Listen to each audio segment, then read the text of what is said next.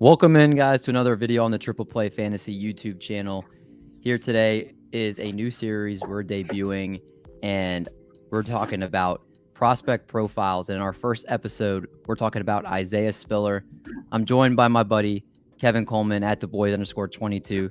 Kev, are you excited to talk? I mean, this is, I guess, technically not Devi anymore because they're going to be NFL. I'm curious, what are your thoughts? Are you excited to talk about these guys? Oh yeah, man. I mean, I've been talking about these guys for 3 years now, right? So it's exciting to get them into the rookie drafts, and I think from my experience with watching these guys, I have a pretty good perspective of the prospect they are and kind of the limitation and where they excel at. So anytime we could talk about it, because rookie drafts are coming up, drafts coming up, Senior Bowl's in full effect right now, Combine's coming up, so we're in it now, baby. This is the fun time of fantasy. I love it. And I got to tell you, Kev, I'm one of those people that starts digging into these guys when the fantasy NFL season's over, and I can start kind of looking towards the combine and looking at these guys' tapes. And I fell in love with Isaiah Spiller. He's my favorite running back in this class. And you just look at his production from last season, 2021 stats, 179 carries, 1,079 yards, averaging 5.6 yards per carry, 6 rushing touchdowns. Also had 25 receptions for 189 yards and a receiving touchdown. Right now, I see him as potentially having a rookie value of a top 4 or 5 players selected in most Dynasty rookie drafts. You could say maybe Breece Hall's ahead of him, some wide receivers, of course. What are your thoughts? Do you think that Isaiah Spiller is someone you should get in your top 5 picks in a Dynasty rookie draft? Yeah, we're talking super flex, right? Yes. Yeah, I mean, if we're talking super flex, in my opinion right now, before we know landing spots for quarterbacks and kind of how the NFL views them, because I think this quarterback class is a hard class to kind of wrap your mind around. I think he's a top 5 guy. We recently did a mock at Fantasy Pros, me and Jeff and Christian, and we looked at it. I put him at the 103. I picked him at the 103, and I picked him as my running back one off the board. I know I've been seeing some things that some guys have Hall over him, some even have Walker, but to me, Spiller is my 1A right now. Before the landing spots, before the draft capital, I like him. So he's a top 5 guy to me right now. Yeah. And again, I think top 5 value for him. And he's going to be someone that's very exciting in the NFL at the next level.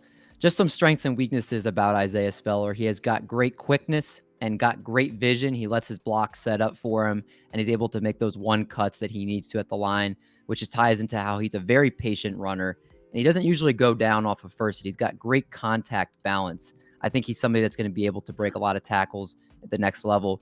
But there are some weaknesses he has too. Limited power runner. He doesn't seem like he's someone going to be a great goal line back. Someone when he's hit by bigger defenders could go down when he's closer to the goal line. He's got to improve his pass protection. Not someone I think right now you're super confident that you can have there on 3rd and long and protecting your quarterback.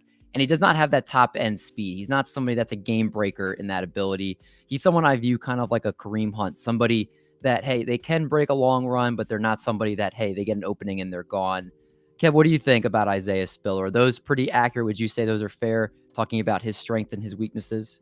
Yeah, so when I look at Spiller, first thing that I always, excellent contact balance. I think he has the best contact balance of everybody in this class. Like he stays low. He's got great footwork. And when you watch him, he works out with the footwork master from Texas down there. I'm forgetting the guy's name, but he does a lot of great work with footwork. He works with Deebo Samuel, all these guys. He's one of the best trainers in NFL and in college. And Spiller works with him. And so when you look at him, he's got good contact balance. I think he's patient. That's one of my big flags for him. He reads his blocks very well. He shows burst at the line of scrimmage. So the thing about him is, like, you hit on the head with his weaknesses in terms of long speed. He doesn't have that. So he's not that big burner guy in that long speed there. But his burst at the line of scrimmage is pretty special, and his ability to kind of read blocks and go, I think that's what's going to set him apart. I will say, like, your limited power runner, I don't hate that, but I do think that he does show some tendencies where he's a bigger back and he can lower the shoulder a little bit. And I think that we're going to see that if he can get his weight up and we see at that 220 range, I think he could be a power runner in terms of, like, he has some moves against some college guys. Now, will he be able to do that in NFL? I think that's what, we have to see that. I do think that he's average powerful runner. I wouldn't say necessarily a weakness yet, just depending on what his size is. But yeah, pass protection, yeah. Lacks top end speed, yes. I do think he's a good receiver too. I think he has that receiving ability. I will be honest though, the biggest knock on him right now from draft people that I see and scouts and everybody that talks to him is, well, Devin DeChain, who's the backup running back there, took a little bit of snaps away from him. Anita Smith, wide receiver / running back hybrid there. Took a little bit of snaps away from him. Why didn't he get the full load? And I really think that was more of Texas and A&M scheme more than anything. So I think we got to be careful with like trying to use those guys. Devin Achane is a very good running back, but he's a 185-pound running back. They use him a lot of different ways. They also lost their quarterback, Haynes King, in the beginning of the year. They had just had terrible quarterback play. Defenses were stacking 8 in the box. And if you watch that game against Alabama, Spiller did very good. So when you're looking at the teams that he played against that had NFL pedigree guys, Spiller's a good prospect. Yeah, again, I fell in love with him. Like we talked about, he's just a very physical runner, wears out defenses, strong back, and picks up a lot of yards after contact, which I think is a great thing to bring to the next level. And I think he finishes runs really well. Just a very nasty demeanor about him. And I think if you put him in a zone rushing scheme, yes. Oh my goodness gracious, I'm already getting excited. But who's going to get the lucky draw of having Isaiah Spiller on their team? Well, I think there's 3 potential landing spots for him at first glance. The Atlanta Falcons, the Houston Texans, and the Miami Dolphins are all running back needy teams. There is not anybody there on those 3 teams that I think would basically be able to be like, hey, I'm confident, whether it's Cordero Patterson, whether it's Myles Gaskin, whether it's Rex Burkhead right now.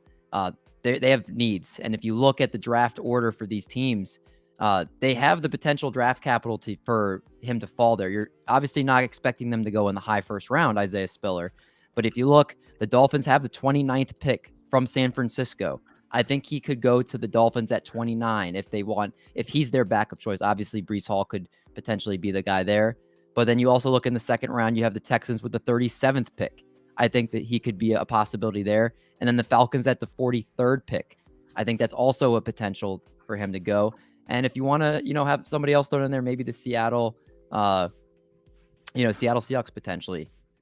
So I think that could be another good landing spot for him. I think there's a lot of good landing spots for him in terms of like where he can go. He's pretty. I mean, I wanted to see him go to a zone scheme spot like you talked about, but Atlanta's a gold mine, especially with how they use Patterson. If you think that they could do that, and hey, with Atlanta, could be the best team in that division, right? So now the narrative's going to shift. Now Matt Ryan's coming back. Maybe they get Ridley to come back. If not, you have Pitts there. I think that they can look at this and say, hey, let's grab Spiller, and we're in a win now. We can go win that division now. So I do think that that's not a terrible spot there. Texans, I don't know what's going on with Texans. I like it. But again, Dolphins are in flux there. And don't forget about Tampa Bay. Like what happens with Fournette and Jones, that could be an interesting spot. Maybe Tampa Bay, post Brady. Now, okay, hey, maybe we get a running back here, and maybe we're going to go after that. They get a quarterback in there. I think that, in terms of – to me, it's all about draft capital for Spiller. If he's the first running back taken and I'm taking him top 3, if he slips a little bit and then he goes, I think that's the question is how much will the NFL love him? Yeah, and like we've talked about, landing spot is a big deal because whether it's the scheme, whether it's the offense around him, the head coach, there's a lot that go into it that, hey, you may like the talent, and it's not necessarily the right fit for that player. So that's going to be a big deal when we see where that happens. The last part we're going to talk about with Isaiah Spiller is our player comparisons. This is always my favorite part about looking in prospects. We've got 2 guys for you here, and I'm going to list the one I compare him to. It's Le'Veon Bell, and the reasons are very simple. They're both very patient runners. They let their offensive line set up their blocks for them, have great one-cut ability. They're both threats in the receiving game, and they've got great contact balance, which just basically means they can break tackles at a very good rate. Somebody, again, that you expect to finish their runs, somebody that you expect to have the ball in their hands a lot in the offenses, hopefully, that they're going to be in. I just see him as a very similar type of player as Le'Veon Bell. And Kev, you have another player that you compare him to as well. Yeah, mine was Joe Mixon. And I think it's the same kind as Le'Veon Bell. Mixon and them, they play the same kind of role. And Mixon is, again, that zone scheme. They look great at Cincinnati. It doesn't have that initial, long speed that you like to see. I do think Mixon kind of has a little bit more speed, but he can reblocks very well. He explodes to the line of scrimmage. I like the Le'Veon Bell thing, though, when you brought it up. I think those are 2 very solid comps. I think Mixon, Bell, kind of his ability to kind of separate, doesn't have to just run. He's got good vision too. And he's unlike Kyren and some of these guys that are coming into the draft class where they just run in the back of their linemen. You're never going to see Spiller do that much because of that vision. So I agree. I think the one kind of ability, Mixon, Bell, those type of guys, that's the kind of prospect you're getting with Spiller. It's very exciting. And again, both Kevin and I's number 1 running back prospect in this draft. It's going to be fun to see where he goes. And if you enjoy this content, trust me, there's going to be a ton more guys we're going to be talking about here on the Triple Play Fantasy YouTube channel. A ton of great prospects. Kevin's one of the best Devy minds in the game out there, so he's going to add his spin to a bunch of the guys that we add out there. So you're not going to get that anywhere else. So appreciate you guys tuning in. If there's a suggestion for the player that you would like to see next for our prospect series here, please let us know. And until next time, guys, we will catch you in our next prospect profile.